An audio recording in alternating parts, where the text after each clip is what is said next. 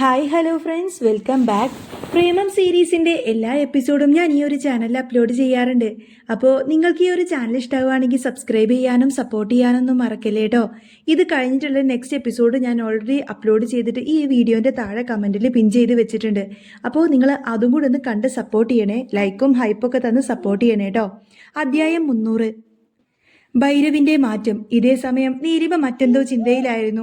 അവളുടെ ഹൃദയത്തിന് വല്ലാത്തൊരു ഭാരം അനുഭവപ്പെട്ടു. പെട്ടെന്ന് അവളുടെ സെൽഫോൺ റിങ് ചെയ്തു. അപരിചിതമായ ഒരു നമ്പറായിരുന്നു അത്. നീലിമ വീണ്ടും ആ നമ്പർ പരിശോധിച്ചു. അത് പരിചിതമായ ഒരു നമ്പറാണെന്ന് എന്തുകൊണ്ടോ അവൾക്ക് തോന്നി. പക്ഷേ മുൻപ് എവിടെയാണ് അത് കണ്ടതെന്ന് അവൾക്ക് തിരിച്ചറിയാൻ കഴിഞ്ഞില്ല. ആ കോൾ എടുക്കുന്നതിന് മുൻപ് അവൾ എന്തോ ഒരു നിമിഷം ആലോചിച്ചു നിന്നു. എന്നിട്ട് പിന്നെ ആ കോൾ അറ്റൻഡ് ചെയ്തു. ഹലോ, നീലിമയാണ്, ഇതാരാ? അവൾ വിനയത്തോടെ പറഞ്ഞു. ഹലോ മറുവശത്ത് നിന്ന് പറഞ്ഞു. അവന്റെ ശബ്ദത്തിൽ അവജ്ഞതയും നീരസവും നിറഞ്ഞിരുന്നു.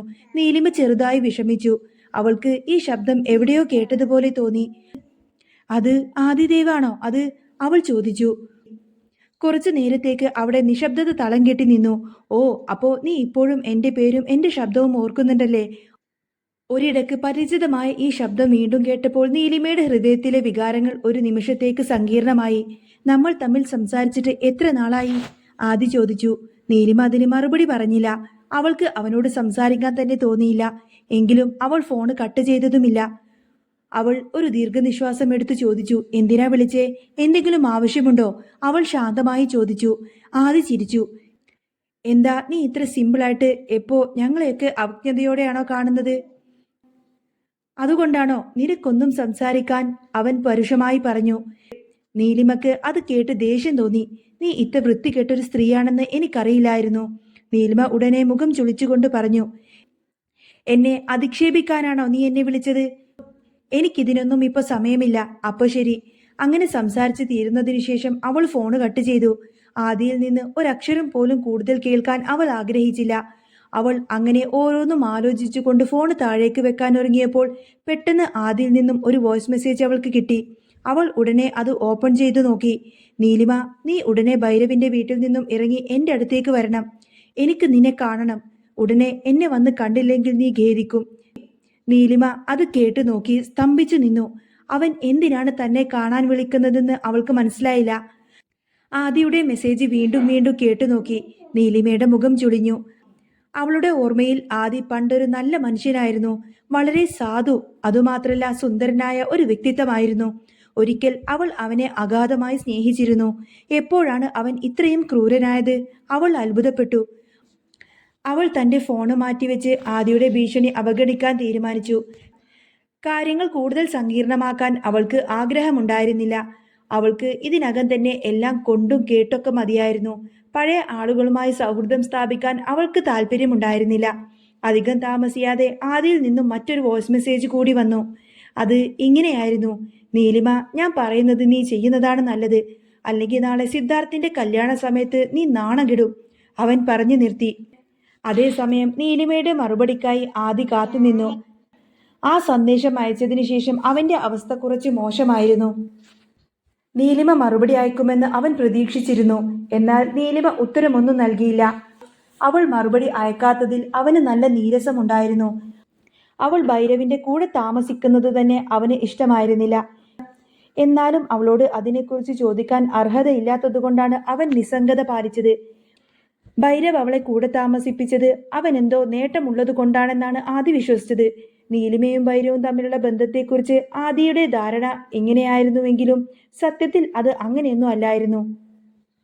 നീലിമ അപ്പോൾ ചിന്തിച്ചത് മറ്റൊന്നായിരുന്നു. സിദ്ധാർത്ഥിന്റെ വിവാഹത്തിൽ ആദി കാരണം ഒരു പ്രശ്നവും വരുത്തരുതെന്ന് അവൾക്ക് ആഗ്രഹമുണ്ടായിരുന്നു. ആദി എന്തോ പ്ലാൻ ചെയ്യുന്നുണ്ടെന്ന് അവൾക്ക് തോന്നി. ഇതേക്കുറിച്ച് ആലോചിക്കുമ്പോൾ നീലിമയുടെ ഹൃദയം വേദന കൊണ്ട് നിറഞ്ഞു. ആദിയോട് വിട്ടുവീഴ്ച ചെയ്യുകയല്ലാതെ വേറെ വഴിയൊന്നുമില്ലെന്ന് അവൾക്ക് മനസ്സിലായി. ആദിയെ ഒടുക്കം തിരിച്ചു വിളിക്കാൻ തന്നെ അവൾ തീരുമാനിച്ചു. പക്ഷേ ആദ്യം അവൾ ഒരു നിമിഷം മടിച്ചു നിന്നു. പിന്നെ രണ്ടും കൽപ്പിച്ച് വിളിച്ചു. ആദി, നീ എന്താ ചെയ്യാൻ ഉദ്ദേശിക്കുന്നത്? അവൾ ചോദിച്ചു. അവളുടെ ശബ്ദം വിറക്കുന്നുണ്ടായിരുന്നു. നമ്മൾ തമ്മിൽ ഒന്നുമില്ലല്ലോ, പിന്നെ നീ എന്തിനാ എൻ്റെ ജീവിതത്തിൽ ഇടപെടുന്നത്? നീലിമയുടെ സംസാരം കേട്ടപ്പോൾ ആദിക്ക് അവൾ പേടിച്ചെന്ന് മനസ്സിലായി. രാജകുമാരി, നമ്മൾ തമ്മിൽ യാതൊരു ബന്ധവുമില്ല. നിന്നെ പോലൊരാളുമായി എനിക്ക് ബന്ധമുണ്ടായിട്ട് എൻ്റെ ജീവിതം നരകമാക്കാൻ ഞാൻ ആഗ്രഹിക്കുന്നില്ല. അവൻ അവളെ പരിഹസിച്ചു. നീലിമയ്ക്ക് അത് കേട്ട് വല്ലാത്ത ദേഷ്യം തോന്നി. ആദിയോട് നല്ല മറുപടി പറയാനും അവൾ ശരിക്കും ആഗ്രഹിച്ചു. എന്നാൽ അവൻ ഉണർത്തിയ ഭീഷണിയെക്കുറിച്ച് അവൾ ഓർത്തു. അവൾ വിട്ടുവീഴ്ച തിരഞ്ഞെടുത്തു. ആദി വീണ്ടും പറഞ്ഞു, എന്താ നീ ഒന്നും പറയാത്തത്? നിനക്ക് കുറ്റബോധം തോന്നുന്നുണ്ടാകുമല്ലേ? നീ ഇപ്പോൾ തന്നെ എന്നെ വന്ന് കാണുന്നതാ നിനക്ക് നല്ലത്. നിന്റെ പുതിയ സുഹൃത്തുമായി ചേർന്ന് നിന്റെ വൃത്തികെട്ട കളികളെല്ലാം കളിച്ച് അതിന്റെ അനന്തരഫലം നീ തന്നെ അനുഭവിക്കും. അഞ്ജലി നിന്നെ ഇപ്പോഴും സഹോദരിയായിട്ട് തന്നെയാണ് കാണുന്നത്. എന്നിട്ടും നീ അവളോട് എന്താണ് ഈ കാണിക്കുന്നത്? എനിക്കിനിയും അത് കണ്ടില്ലെന്ന് നടിക്കാൻ കഴിയില്ല, ആദി പറഞ്ഞു. അവന്റെ ശബ്ദം ദേഷ്യത്തിൽ വിറച്ചിരുന്നു. അവന് എന്താണ് സംസാരിക്കേണ്ടതെന്ന് പോലും അറിയില്ലായിരുന്നു. അഞ്ജലിയെ നീലിമ ഉപദ്രവിക്കാൻ ശ്രമിച്ചതിന്റെ ദേഷ്യത്തിലാണ് അവൻ അത്രയും സംസാരിച്ചത് തന്നെ. നീലിമ അത് കേട്ട് ഫോണിൽ മുറുക്കി പിടിച്ചു പറഞ്ഞു. കഴിഞ്ഞോ? അവൾ ശാന്തമായി ചോദിച്ചു. ഇല്ലടാ, ആദി പൊട്ടിത്തെറിച്ചു. നിനക്കെന്താടി, തിരക്കാണോ? ഞാൻ പറയുന്നത് കേൾക്കാൻ പോലും നിനക്കിപ്പോൾ സമയമില്ലേ? നീലിമയോട് ആദി ചോദിച്ചു. ആദി, ഓവർ ആക്കരുത്. അതിൽ കിടക്കുന്നുണ്ട് നീ. എനിക്ക് പുതിയ പ്രശ്നങ്ങൾ ഉണ്ടാക്കാൻ ഒന്നും താല്പര്യമില്ല. വെച്ചിട്ട് പോവാൻ ഞാൻ പറയാത്തതെന്റെ മര്യാദ, അവൾ ശാന്തമായി പറഞ്ഞു. നിർത്തടി നിന്റെ സംസാരം. എന്നോട് അഞ്ജലി നിന്നെ കുറിച്ചിട്ട് പലതും പറഞ്ഞു. നീ അവളെ ശല്യപ്പെടുത്തുന്നുണ്ടെന്നൊക്കെ.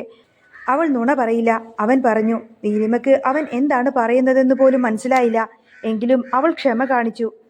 ആദി സത്യത്തിൽ അത്രയൊന്നും സംസാരിക്കണമെന്ന് കരുതിയിരുന്നില്ല. നീലിമയോട് മാപ്പ് പറയണമെന്ന് ആദി പലപ്പോഴും ആഗ്രഹിച്ചിരുന്നു. നീലിമ സിദ്ധാർത്ഥിനൊപ്പമായിരുന്നപ്പോൾ അയാൾക്ക് അസൂയ തോന്നിയിരുന്നു. അവൻ അതോർത്തപ്പോൾ ദേഷ്യം കൂടി. നീലിമ, നീ ശരിക്കും പ്രായശ്ചിത്തമുള്ളവളാണ്. അവസാനമായി ഞാൻ ഒരിക്കൽ കൂടി പറയാം, എന്നെ കാണാൻ വേഗം വരാൻ നോക്ക്, അല്ലെങ്കിൽ പിന്നെ കളി മാറും. ആദിയുടെ ഈ ഒരു പെരുമാറ്റത്തിൽ നിന്ന് തന്നെ ഒരു കെണിയിൽ വീഴ്ത്താനാണ് അവൻ ഉദ്ദേശിക്കുന്നതെന്ന് നീലിമയ്ക്ക് തോന്നി. അവൾക്ക് അവന്റെ അടുത്ത് പോവുക അസാധ്യമായിരുന്നു. പക്ഷേ പോവാതിരിക്കാനും അതുപോലെ തന്നെ അസാധ്യമായിരുന്നു. നീലിമയ്ക്ക് ആകെ കൂടെ ചിന്തിച്ചപ്പോൾ തലവേദന തോന്നി തുടങ്ങി. ആദി വീണ്ടും എന്തൊക്കെയോ പറയുന്നുണ്ടായിരുന്നു. ഒടുക്കം ക്ഷമ കെട്ടപ്പോൾ നീലിമ പറഞ്ഞു, മിസ്റ്റർ ആദിദേവ്, നീ ഇപ്പൊ പറഞ്ഞതിനൊക്കെ എനിക്ക് മറുപടി ഇല്ലാഞ്ഞിട്ടില്ല. ഞാൻ മിണ്ടാതിരിക്കുന്നത് എന്റെ മാന്യത കൊണ്ടാണ്. ഞാൻ പറഞ്ഞല്ലോ. പിന്നെ നീ നേരത്തെ പറഞ്ഞല്ലോ ഞാൻ ഭൈരവിന്റെ വീട്ടിലാണെന്ന്. അപ്പോ അറിയാമായിരിക്കുമല്ലോ എന്റെ പിൻബലം അവനുണ്ടെന്ന്. നീ ഇപ്പൊ പറഞ്ഞതൊക്കെ അവൻ അറിഞ്ഞ എന്താ സംഭവിക്കുക എന്നറിയോ? അവൾ ശാന്തമായി പറഞ്ഞു. നീലിമ വാശിയിലായിരുന്നു. ആദിക്ക് പെട്ടെന്ന് മറുപടി നൽകാൻ കഴിഞ്ഞില്ല. കാരണം ഭൈരവ് ആരാണെന്ന് അവൻക്ക് നന്നായിട്ടറിയാം. ആദി അസ്വസ്ഥനാണെന്ന് അവൾക്ക് വ്യക്തമായി. ഭൈരവിന്റെ ബന്ധങ്ങൾ ബിസിനസ് ലോകത്ത് എല്ലാവർക്കും അറിയാമായിരുന്നു. അവന്റെ രീതികൾ തികച്ചും ക്രൂരമായിരിക്കുമെന്നും എല്ലാവർക്കും അറിയാമായിരുന്നു. ആദി ശരിക്കും ഭൈരവിനെ എതിർക്കാൻ ശ്രമിച്ചാൽ അനന്തരഫലങ്ങൾ അസഹനീയമായിരിക്കും. ഒരുപക്ഷെ അവന്റെ കുടുംബത്തിന് പോലും അതിൽ നിന്നും രക്ഷപ്പെടാൻ സാധിക്കില്ലെന്ന് അവൻ ചിന്തിച്ചു. നീലിമയെ ഭീഷണിപ്പെടുത്തുന്നത് തുടരാൻ ആഗ്രഹിച്ച ആദി പെട്ടെന്ന് നിരാശനായി. അവന്റെ വാക്കുകൾ തൊണ്ടയിൽ കുടുങ്ങി. എന്നാൽ പൂർണ്ണമായും ആ ലക്ഷ്യം ഉപേക്ഷിക്കാൻ അവൻ തയ്യാറായില്ല. നീലിമ, നീ ഒരു നികൃഷ്ട ജീവിയാണ്. എനിക്ക് നിന്നോട് വെറുപ്പാണ്. നിനക്ക് ഞാൻ ആരാണെന്ന് അറിയിച്ചു തരാം. നീ കാത്തിരിക്ക്. അതും പറഞ്ഞ് ആദ്യ ദേഷ്യത്തോടു കൂടെ ഫോണ് കട്ട് ചെയ്തു. നീലിമ കൂടുതലൊന്നും പറഞ്ഞില്ല. നീലിമക്ക് വല്ലാത്ത ദേഷ്യം വന്നെങ്കിലും അവൾ പിന്നെ ആദ്യയെ തിരിച്ചു വിളിക്കാനൊന്നും മുതിർന്നില്ല. അവൻ സിദ്ധാർത്ഥിന്റെ കല്യാണം മുടക്കാൻ എന്തെങ്കിലുമൊക്കെ പ്ലാൻ ചെയ്യുമെന്ന് അവൾക്ക് തോന്നിയിരുന്നു. എങ്കിലും അവൾ അതിനെക്കുറിച്ച് കൂടുതലൊന്നും ചിന്തിച്ചില്ല. അപ്പോഴാണ് പിന്നിൽ നിന്ന് ഒരു പുരുഷന്റെ ശബ്ദം കേൾക്കുന്നത്. അപ്പൊ നീ എന്നെക്കുറിച്ച് ഇങ്ങനെയൊക്കെയാണല്ലേ വിചാരിച്ചു വെച്ചിരിക്കുന്നത്? ഭൈരവ് പിന്നിൽ നിന്നും ചോദിച്ചു. അപ്പോഴാണ് അവൻ പിന്നിൽ കുറച്ചു നേരമായി വന്നു നിൽക്കുന്നുണ്ടെന്ന് നീലിമക്ക് മനസ്സിലായത്. അവൾ ഉടനെ തന്നെ പറഞ്ഞു, ഞാൻ വെറുതെ പേടിപ്പിക്കാനായി തമാശ പറഞ്ഞതാ. അതൊന്നും കാര്യമായിട്ട് എടുക്കരുത്. ഭൈരവ് ചിരിയോടുകൂടെ തലയാട്ടി. അവന്റെ കണ്ണുകളിലും ആ പുഞ്ചിരി ഉണ്ടായിരുന്നു. അത് സാരമില്ല, നീ ഏതായാലും എന്നെ പുകഴ്ത്തിയല്ലേ പറഞ്ഞത്, അതെനിക്ക് ഇഷ്ടപ്പെട്ടു. നീലിമയെ നോക്കി ഭൈരവ് പറഞ്ഞു. നീലിമക്ക് ആകെ ഒരു നാണക്കേട് തോന്നി. ഞാൻ മറ്റൊന്നും ഉദ്ദേശിച്ച് പറഞ്ഞതല്ല, പെട്ടെന്ന് എനിക്ക് അങ്ങനെയാണ് പറയാൻ തോന്നിയത്. അവളുടെ മുഖത്തെ പരിഭ്രമം ശ്രദ്ധിച്ച ഭൈരവ് അവളോട് അതിനെക്കുറിച്ച് സംസാരിക്കാതെ വേറൊരു കാര്യം ചോദിച്ചു. അഞ്ജലിയുടെ കാമുകനായിരിക്കും വിളിച്ചതല്ലേ? നീലിമയുടെ മുഖം മ്ലാനമായി. അവൾക്കപ്പോൾ ഒരു കാര്യം ഓർമ്മ വന്നു. ഭൈരവുമായി കൂടിച്ചേർത്ത് താൻ അഞ്ജലിയെ ഉപദ്രവിച്ചു എന്നാണ് ആദി പറയുന്നത്. ഇനി അഞ്ജലിയുടെ ഈ ഒരു അവസ്ഥക്ക് പിന്നിൽ ഭൈരവായിരിക്കുമോ കാരണമെന്ന് തോന്നിക്കൊണ്ട് തന്നെ നീലിമ ചോദിച്ചു, നിങ്ങൾ അഞ്ജലിക്കെതിരെ എന്തിനാണ് ഇങ്ങനെയൊക്കെ ചെയ്തത്? അതുകൊണ്ട് എനിക്കാണ് പ്രശ്നം വരുന്നത്. അവൻ, അതായത് അഞ്ജലിയുടെ കാമുകൻ, ഇനി എന്തൊക്കെ കാട്ടിക്കൂട്ടുമെന്നൊന്നും എനിക്കറിയില്ല. നീലിമ തന്റെ സംശയം അവനോട് യാതൊരു മുഖവരയുമില്ലാതെ രേഖപ്പെടുത്തി. അപ്പോൾ ഭൈരവ് തന്റെ പുരുകങ്ങൾ ഉയർത്തി. അഞ്ജലിയെ ഞാൻ തന്നെയാണ് ഈ അവസ്ഥയിലാക്കിയത്. അവൾ നിന്നെ ഉപദ്രവിക്കുന്നത് നോക്കി നിൽക്കാൻ എനിക്ക് കഴിയില്ല. അവൾക്കൊരു താക്കീത് കൊടുത്തതാണ് ഞാൻ, അല്ലാതെ മറ്റൊന്നും ഞാൻ ചെയ്തിട്ടില്ല. അത് കേട്ട് നീലിമ ചെറുതായൊന്ന് ഞെട്ടി. അതാണോ ശരിക്കും നടന്നത്? അവൾ ചോദിച്ചു. വിടർന്ന കണ്ണുകളോടെ ഭൈരവ് അവളെ നോക്കി. അതുകൊണ്ടാണല്ലോ എനിക്ക് നീ എന്തോ മണക്കുന്നുണ്ടെന്ന് തോന്നിയത്. എനിക്കത് മനസ്സിലാക്കാൻ കഴിഞ്ഞല്ലോ. അവൾ അത്ഭുതപ്പെട്ട് ചോദിച്ചു. ഭൈരവ് തന്റെ പുരികങ്ങൾ ഉയർത്തി. അതെ, മറ്റെന്താ എനിക്ക് മണക്കാനുള്ളത്? ആ നിമിഷം എന്താണ് അതിന് മറുപടി പറയേണ്ടതെന്ന് നീലിമയ്ക്ക് പെട്ടെന്ന് അറിയില്ലായിരുന്നു. എല്ലാത്തിനും ഉപരി ഭൈരവിനെ ഈ കാര്യത്തിൽ കുറ്റപ്പെടുത്താനും കഴിയില്ല. കാരണം അവൻ എപ്പോഴും തനിക്ക് വേണ്ടിയാണ് അഞ്ജലിയോട് ഇങ്ങനെയൊക്കെ കാണിച്ചിരുന്നത്. ഒരു നിമിഷം അവർ രണ്ടുപേരും അവിടുത്തെ സോഫയിൽ മിണ്ടാതിരുന്നു. ഏറെ നേരം കഴിഞ്ഞപ്പോൾ നീലിമ പറഞ്ഞു, നാളെ സിദ്ധാർത്ഥിന്റെ കല്യാണമാണ്. അത് പറയുമ്പോൾ അവളുടെ മുഖത്ത് ഒരു പരിഭ്രമം നിഴലിച്ചിരുന്നു. അവളുടെ ഭാവം കണ്ടപ്പോൾ ഭൈരവിന്റെ ഹൃദയത്തിൽ ഒരു സങ്കടം തോന്നി. എന്ത് ചെയ്യണമെന്നറിയാതെ പകച്ചു നിന്ന അയാളുടെ ഹൃദയത്തിൽ ഒരു സൂചി വെള്ളി കുത്തുന്നത് പോലെ തോന്നി. അവന് നീലിമയോട് വല്ലാത്ത സ്നേഹം തോന്നി തുടങ്ങിയിരുന്നു. നീ ഇതൊക്കെ ഓർത്തുകൊണ്ടിരിക്കുവാണോ? നിനക്ക് വേറെ പണിയൊന്നുമില്ലേ? തന്റെ ചുണ്ടിൽ നിന്നും ഈ വാക്കുകൾ പുറത്തേക്ക് വന്നത് കേട്ട് അവൻ തന്നെ ചെറുതായി ഒന്ന് ഞെട്ടിപ്പോയി. എനിക്കിത് കേട്ടിട്ട് അസൂയ തോന്നിയോ? എപ്പോഴാണ് എനിക്കിങ്ങനെയൊക്കെ തോന്നാൻ തുടങ്ങിയത്? എനിക്കെന്താ സംഭവിച്ചത്? ഭൈരവ് അത്ഭുതപ്പെട്ടു. നീലിമ അത് കേട്ട് അസ്വസ്ഥയായി. അവൾക്ക് ഭൈരവിന്റെ ഇപ്പോഴത്തെ പെരുമാറ്റം വല്ലാതെ വിചിത്രമായി തോന്നി. താൻ അത് ഓർത്തുകൊണ്ടിരിക്കുന്നതല്ല, ഞാൻ ഓർക്കുന്നതെല്ലാം തന്നെ അശ്വിനെക്കുറിച്ചാണ്. അവനെ നാളെ കൂടെ കൂട്ടാൻ പറ്റിയിരുന്നെങ്കിൽ ഞാൻ ഈ നാട് തന്നെ വിട്ടുപോയേനെ. അവൾ പറഞ്ഞത് കേട്ട് ഭൈരവ് അവളെ നോക്കി. അവളെ ആ നിമിഷം കെട്ടിപ്പിടിക്കാൻ അവൻ ശരിക്കും ആഗ്രഹിച്ചു. എന്നിരുന്നാലും അവൻ വെറുതെ ഒന്ന് ചിരിച്ചതല്ലാതെ മറ്റൊന്നും തന്നെ പറഞ്ഞില്ല. അവർ രണ്ടുപേരും കുറച്ചു നേരം കൂടെ മിണ്ടാതിരുന്നു. എന്നിട്ട് നീലിമ എഴുന്നേറ്റ് മുകളിലേക്ക് പോയി. അവൾ സ്റ്റെയർ കേസ് കയറുന്നത് ഭൈരവ് നോക്കിയിരുന്നു. അവളുടെ മുഖത്ത് വല്ലാത്ത ക്ഷീണമുണ്ടായിരുന്നു. അയാൾക്ക് അവളോട് ഒരു തരം സഹാനുഭൂതി തോന്നി തുടങ്ങി. അവളുടെ ഇപ്പോഴത്തെ മാനസിക നിലയിലുള്ള വിഷമം ഭൈരവിനും അനുഭവപ്പെട്ടു. അവളോട് അവന് വല്ലാത്ത പാവം തോന്നി. വിവാഹ ദിവസം രാവിലെ ലാവണ്യ വീട്ടിലെ സ്വീകരണ മുറിയിൽ ഇരിക്കുകയായിരുന്നു. അഗാധമായി പ്രണയത്തിലായ ഏതൊരു സ്ത്രീയെയും പോലെ അവൾ വർഷങ്ങളോളം ഈ ദിവസത്തിനായി അക്ഷമയോടെ കാത്തിരിക്കുകയായിരുന്നു. അവളുടെ മുഖം സന്തോഷം കൊണ്ട് തുടുത്തിരുന്നു. സിദ്ധാർത്ഥിന്റെ പൂർണ്ണ സമ്മതത്തോടെ അല്ലായിരുന്നു ആ വിവാഹമെങ്കിലും അതിനെപ്പറ്റിയിട്ട് അവൾക്കപ്പോൾ തന്നെ ചിന്തിച്ചില്ല.